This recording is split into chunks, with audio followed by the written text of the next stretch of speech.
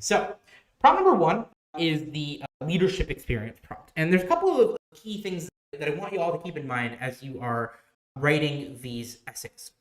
So the first thing is that oftentimes I see a lot of focus on what I would describe as like intangible qualities. Like I inspired my classmates, or I helped resolve a conflict.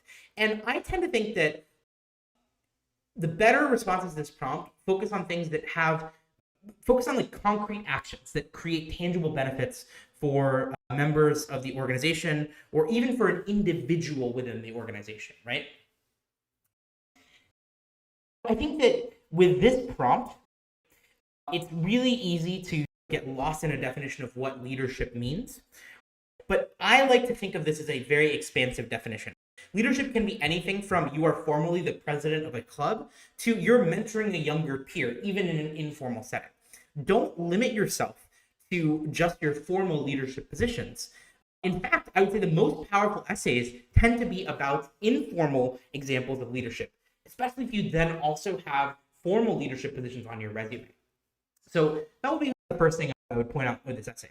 Beyond that, I would say probably the most cliched response that I see for this essay is the sort of my club or my sports team or my orchestra failed at something initially, and then I inspired the group to succeed. That is an essay that is written over and over again. And like I said earlier in response to one of the questions, it is possible to elevate that topic if you're an incredible writer. But if you're merely a good writer or just a solid writer, or if you struggle with writing, that is going to doom your essay because it is a very cliched approach. Now, one thing I will say, because we did hear some questions about mental health in the last round of Q&A, a really powerful approach to this topic is helping peers overcome or deal with mental health challenges. That's an example of something you might not think of as leadership, but that actually can really help you stand out in your essay. And as always, avoid restating your resume. That should say resume, not essays. Apologies. You want to avoid restating your resume. And the reason for this is that colleges already can see what's on your resume. So if you're just expanding and saying, if in your resume you said, I led the club to this and this, and then you just write your essay about that, you're not going to really convey anything new. And you're basically missing an opportunity to add context to your application.